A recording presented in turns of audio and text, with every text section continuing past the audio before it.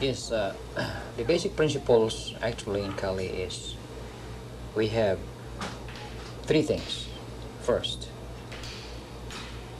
speed, timing, and power. That's the top goal for any beginners or practitioner. How to obtain the speed, how to obtain timing, and how to gain power. Alright. When you want to reach these three goals, first you must have coordination. How you get your coordination depends on how train you. You have to get that agility. When you get that agility, then you develop the flexibility. So all of these three will correspond to the three things: speed, timing, and power. The secret in Kali is how you are trained, and the technique is how to give the technique in training. Because anybody could have a technique, but if he doesn't know how to train the person to use the technique, then it does not mean anything. Because anybody could hold a stick and start swinging it. Anybody could kick and just kicking, and what is the secret behind, the technique? If you look at the PTK system, the 12 methods, like I said, it's formulated on how you fight with the weighted weapon, with the Ginunten. Okay, so from there, it also addresses in progression. It's based upon particular ranges and particular times. So in the beginning, it's counter-offense. You counter-offense because you're behind time and you have no knowledge of how to engage a blade or how to engage another weapon. Then it goes to equal timing, where you're getting better, and now you can equal the strike of your opponent. And then 7 through 12 goes to all advanced timing. So in order to accurately execute method 7 to 12, you have to be ahead of your opponent. That means you have to be executing strikes and footwork ahead of your opponent, because that's the formula for any martial art tactic and technique. If you have an instructor that's not teaching you every single tactic and technique according to a particular range and a particular time, then you're not learning how to fight, because those are the ingredients that you have to understand in order to engage someone who is trained.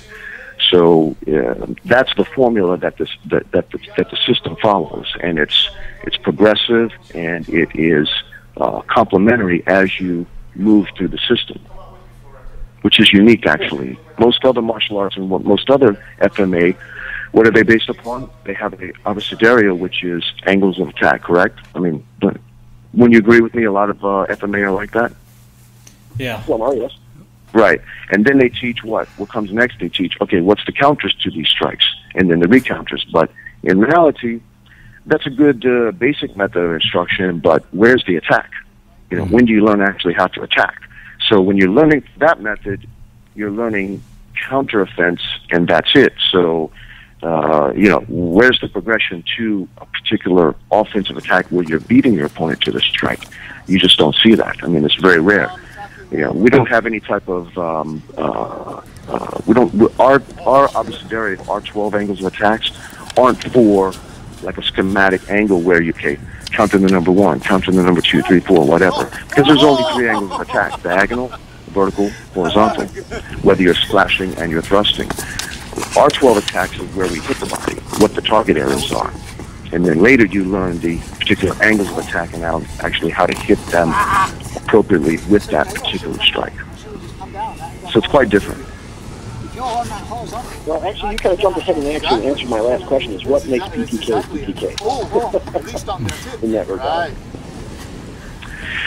Well, I should say, number one, our training effectiveness, because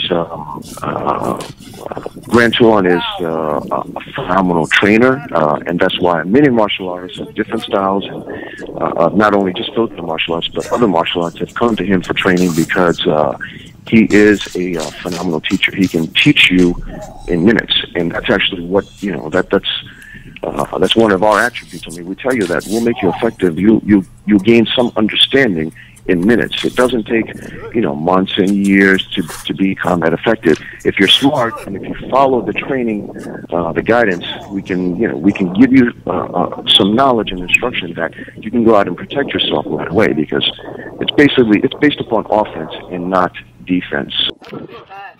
You keep on beating up here, you're eating all the time. So now,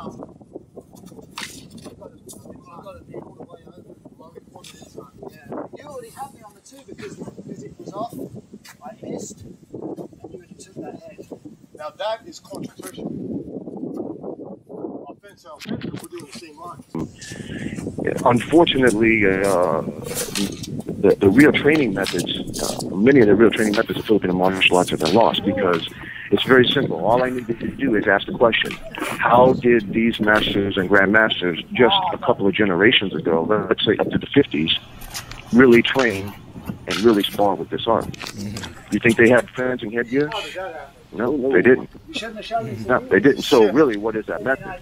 And that's the method of being properly trained. I mean, you do what you call distance sparring, then technical sparring, and then full sparring. So you really don't need headgear in order to, execute the realistic strikes and attacks and engage an opponent. But you do need control, which is what the blade is all about. And the same thing, the European methods had the same methods. They did have some type of headgear, but in the Filipino martial arts, there wasn't. There was control, and that's the way that we train and that we spar. We don't need, although we spar with fencing headgear and hand protection sometimes, but it's only part of the training method. You need to be able to show me that you can engage me with a live blade, and that's what we do. We do live blade. Live blade. It's called technical sparring, but I guarantee you that everybody is respecting each other's strike. So that's the real training method, and that's what I teach. And that is our approach, and it's realistic and it's authentic, and that's the way that we do things. Very good. That's it. Through, again, proper footwork, ranging, manipulation of the weapon. And then the most important, which is really not taught, it's really a lost part of the art, is the visual sensitivity. When the combatants haven't, they're just outside of the range of the weapons, you have to be able to visually follow the path of your weapon and those angles of attack.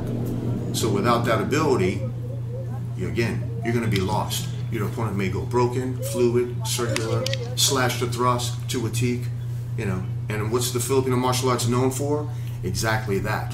The rapid, changing of angles very quick. If you can't follow that visually, then that's it. Your game is over, because your opponent can, and then they're going to follow your lines of attack, your manipulation, and then they'll be able to enter, take your hand, and then take your head. So three different distinct sensitivities, distinct to Filipino martial arts, should be included in all martial arts, because again, if we're fighting empty hands, visually you have to be able to recognize what attack is coming. That's visual sensitivity, what we call proprioception. It's a whole body sensitivity. So visual into the contact of the weapon, and then into the contact of the forearms if it goes from long range into close quarter. One of the things is that if you apply this system right, and this should be for all Filipino martial arts, if you apply this against a progressively stronger strike, you shouldn't be hit. And unfortunately, I can't say that for some of the training methods and some of the styles I've observed, where you've got somebody trying to do an umbrella and they don't even have a full grip on the weapon. I'm sorry, that's just not going to work. I mean, that weapon is going to fly right out of their hands. And again, the key is, progressively, of course, you start somebody new, you're not going to come over there and give them a full power strike, but it's not going to be a weak strike either, and it's not going to be a strike that we, control all the time. But through the training progress, through the training progression, that same foundation technique that you apply, has to work against a full power strike. And that's how you validate your system, right away. That's how you question your system. And that's probably a topic that maybe a lot of people haven't thought about, because, and we're not just talking about Filipino martial arts, but any martial arts. Because if you don't question your training, Yeah. you're in a good. There's a great possibility that you're following a cycle of dogma.